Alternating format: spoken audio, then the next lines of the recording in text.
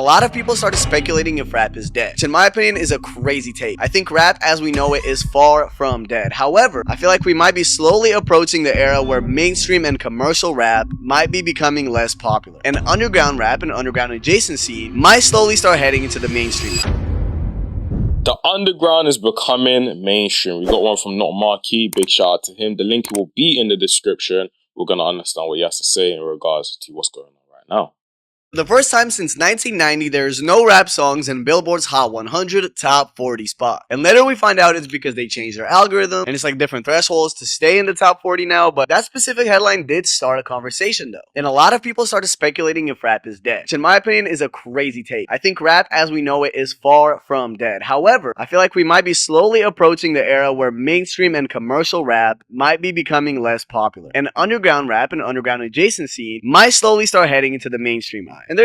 And that's, in my opinion, a fact, right? As a music producer and sound engineer, I stay tapped into what's going on musically. And what I've seen is that a lot of people are just very, very fatigued from this mainstream rap. We can't resonate with the rappers. We can't resonate with the message that they actually have going on. And it just doesn't really bang, you know what I mean? Now, when it comes to the underground guys, these guys aren't scared to try new things. They come with a fresh sound, they come with a fresh swag, etc. And the most important thing that I personally think that they're tapping into is that they understand it all starts with their community.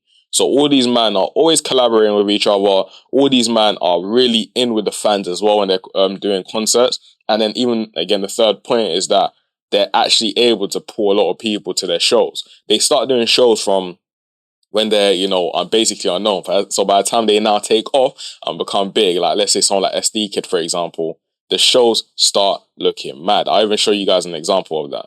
And the crazy thing is that these guys have been going for a very long period of time, but it's now that they're getting their shine. Let me show you guys.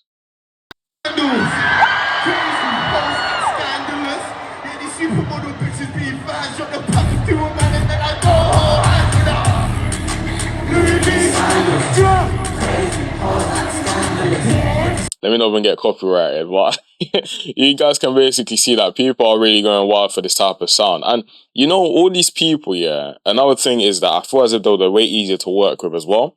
Because with the mainstream rappers, it's like, bro, trying to get in contact with them, trying to get them to drop a song or whatever is literally just a waste of time. Whereas, if you're a music producer, sound engineer, etc., and you wanted to tap in with one of these guys, bro, someone knows someone that knows someone. Do you know what I mean? So it's very, very easy to kind of get in and do your thing. But let's actually continue on the video anyways. There's a few reasons why I think so, but before I begin, I just want to say that this video is completely my opinion. I would love to hear what you guys think in the comments below if you agree or disagree. I'm open to hearing other sides, but I do think that this is an interesting conversation to have. So let's get into the reasons why I think the underground scene might slowly head into the direction of the mainstream. Number one is the polished sound. A lot of the mainstream rap has a really clean, polished sound, and I don't think it's a bad thing. And also, all of these big names and mainstream rappers got to where they got to partially through that sound. I think it is also obviously very important to note that without a lot of the mainstream acts, the underground wouldn't be where it is right now. So I think it is fair to give the credit to all the mainstream artists out there. However, that is also what makes the underground so much more special, because under this one big umbrella, there's so much variety in the sound. You got the heavy distorted beats that just drown you in the 808s. You got the beautiful sampled beats. You got cloud rap kind of beat. There's something for everyone in the underground, and the sound is also evolving. Obviously, a lot of the artists in the underground want to get that Billboard spot. They want to win certain awards. They want to become more mainstream. And a lot of that pushes the envelope of the sound creatively, unless they're just paying homage, which also happens a lot in the underground. But we've all seen the memes about the leopard print and the British flag and the wire headphones and the iPhone 4. Those are like a base set for the creative direction when it comes to the underground.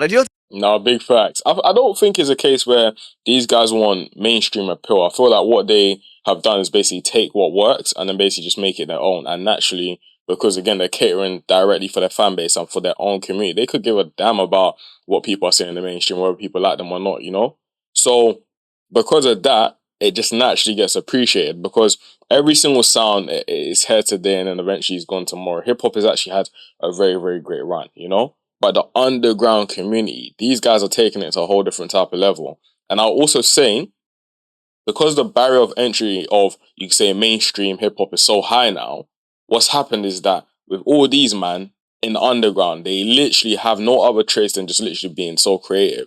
For example, there's another guy that I listen to, right? And he's from for example, Nigeria, yeah, and I genuinely believe that next year is going to be his year. I've been playing a little bit of it for you guys, just to put you guys onto different type of sounds as well. So this guy is Zay Level 10, and I generally believe next year is going to be his year. He's collaborated with a lot of big people already, and I'm looking forward to his success. Listen to this. Tensky. I so cold, I'ma put it in a duvet. Brand new rig, on my body and it's suit me. Call my blood, make me for a loop with you. Shoot baby, shoot baby. When I enter club, now that two table. When I enter club with the Zulu, I been did the capital. Listen, you don't want to get me gas. When I'm in the gym, this is the type of people I'll be listening to. And I think the greatest thing when it comes to, again, the sound that these guys got going on is the fact that regardless of wherever you are in the world, you can appreciate it. You know what I mean? For example, SD Kid, the guy's from Liverpool. I remember it must have been like, let's say 7-ish years ago, yeah? I went up to Liverpool to obviously link a couple of my brethren, one of them being my producer partner now, but back then he was in like a band, right? Not a band, like a rap group, I guess. You know what I mean? So he was in the rap group, and I remember these men had a show, and they brought so many acts from around the Liverpool kind of area, etc. And there's a couple of people from back then that right now they're starting to really do their thing.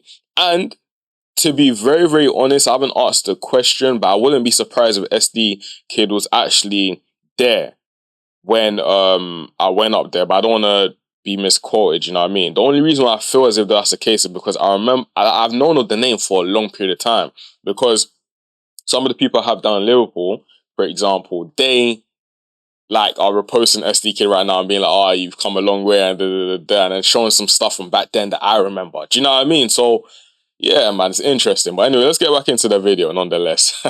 To say creatively, the underground is constantly evolving. Whether it is the general creative direction, the outfits, the visuals, or whether it is music. And I think the fresh outlook on the art might start bleeding more into the mainstream as people are slowly getting tired of the similar formulaic sound. I think over the years, people's ears will get trained to a newer, different sound, and that's when the underground scene, I feel like, will step in. Reason number 2, direct to fan relationships. Mainstream Exactly what I said, but let's listen. artists do stuff like interviews, podcast appearances, and a lot. Bro, remember when Nav was mainstream, bro? Hey, who remembers Nav though? Hey, comment down below if you remember like SoundCloud Day Nav.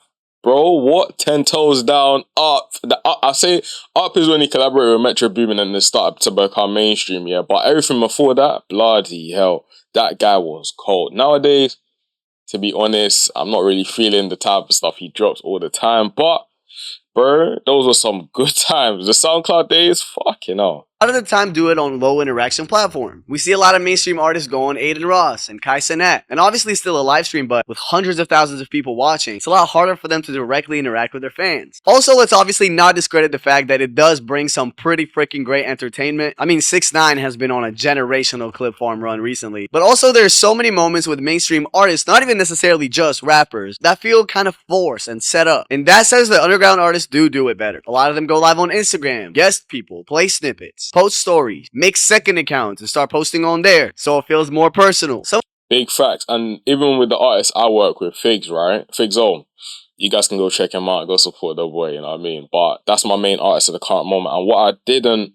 realize until I would say late last year was that when he was doing certain things, like for example, leaking his own music or putting stuff that we had literally just recorded, for example, today on SoundCloud, then we'll go to shows or people will be hitting me up and being like, yo, Okiki, I love that song that you produced, for example. And I was like, what? How did you hear the song? And they'll be like, oh yeah, it's been on SoundCloud for a couple of months. Then I'll go back to Figs and be like, bro, why did you drop this song? And then they'll be like, bro, it's the vibe in it. You know what I mean? When you're doing stuff like that, what you're doing is basically you're connecting with your fans on a deeper level. You're giving them content that these mainstream guys can't do. You're free. You're allowing them to really become infatuated with your journey as an artist and who you really are, etc. Do you know what I mean? So it's something I definitely recommend a lot of artists to do. And if you're not willing to connect to your fan base, do the content, do these certain things in direct interest for your fan base, then broski, don't get surprised when you're not blowing, because that's the generation that we're in right now. It's all about community, you know? And they'll obviously still go on bigger streams, and it's good because it helps them grow, but a lot of the times they have a lot more direct to fan communication. Part of it is because they're underground artists, right? It's a lot easier for them to do that than someone with like millions of fans. Underground shows are a prime example of that because it's a smaller venue, it's less people, so you're more likely to interact with your favorite artist. However, that's where the community gets built, and as they go up as an artist, the community kind of watches the whole journey, and it makes them feel more ingrained in that journey. I've said it before, and I will say it a billion times again, but I'll never forget the times when I got to see Ken perform in a smaller venue with a smaller crowd. But he is a prime example of that because I would say Ken Carson is fairly mainstream, like very mainstream. Yet because of how the community was built initially, a lot of the fans stuck around through the entire journey to where he is today. The community that gets built is what I feel like the mainstream is missing. And that brings me to my third point. Sales don't mean anything. I feel like music is slowly following the pattern of social media in a sense of like, there's so many influencers out there with millions of followers that you don't know, but they still have millions of followers. But then there's also influencers that have maybe a couple 100,000 followers, but they are so ingrained in the culture that even though they don't have a lot of followers, people still know who they are. And the thing is about influence, man. I keep on saying like, and this is what I'm learning about my personal brand as well, like me doing the morning uploads, for example. Go check that out if you like my commentary and you want to hear like how my mind works and stuff like that, how I'm building this channel as well. But what I've realized through doing that is that people are invested into you as a person. You know, the more you can basically show them your authentic self and show them that, bro, like, you have mistakes, you have errors, you're gonna do this type of things, or you think this certain type of way, you're really infatuated about things like, I love anime, for example. I feel no way about making posts about, yo, I love this anime, da, da, da. Do you know what I mean? The more people see you passionate about that, you're creating a community that are invested in not what you're talking about, but you in particular. Do you know what I mean? So I definitely recommend more artists to do that. And the whole trying to be bougie and mysterious just doesn't work anymore at all. They get recognized a lot more in public. They get more photos taken with them. There's more inside jokes in their communities. And I feel like music is slowly heading into that direction because sales don't mean anything anymore. The first day stream numbers don't mean anything anymore. You know, the industry uses these numbers to determine the success of an artist and so, but I feel like we're getting to a point where the community is a lot more important than that. I think NBA Youngboy is a great example of a mainstream artist that has built an amazing community. Youngboy has some genuinely die-hard fans, and it's freaking awesome to see. And I feel like that is what a lot of the rap game is currently missing. I also feel like that's what's gonna bring up the underground to a next level. And that's another thing. Even with Youngboy's come up, he was authentically himself. You know what I mean? Like, you saw the good and you saw the bad and you saw the very bad. You know what I mean? So people were able to grow with Youngboy. And also, at one point, people were saying he was the king of YouTube. I remember DJ Academics used to say that quite a lot. So he was in a position where, for example, he would be uploading practically monthly. He'll be dropping at least like 4 tapes a year, etc. and flooding these guys with content. So there's so many songs, like even me, I would say I'm a Youngboy fan, but not a diehard fan, you know. But even, for example, I still listen to Sincerely Kentrell. That's still my personal favorite mixtape. But guess what? There's other people that'll be like, nah, it's the Youngboy 2, or like, there's so many different things, you know what I mean? And there's something there for absolutely everyone. But when I hear songs like Nevada, oh, bro, don't get me started. But people, nonetheless, I don't want to take too much time away from the main video. So if you're interested in the main video, I'm just going to leave the link down below. Outside that as well, my people them, let me know, like, what do you think? Is the mainstream dead? Is the underground going to basically take over? Let's have a conversation down below. If you like the type of content that we actually create on this channel, make sure to leave a like. Outside that, make sure to subscribe because we are looking to grow the channel way bigger than it already is. Also, if you want to work with me directly, I'm a producer engineer, and also I help people in terms of building cash flow businesses and things like that. Just literally hit me up on my Instagram DMs or whatever. I'm always on there. So my people, then I'll see you in the next video. Peace.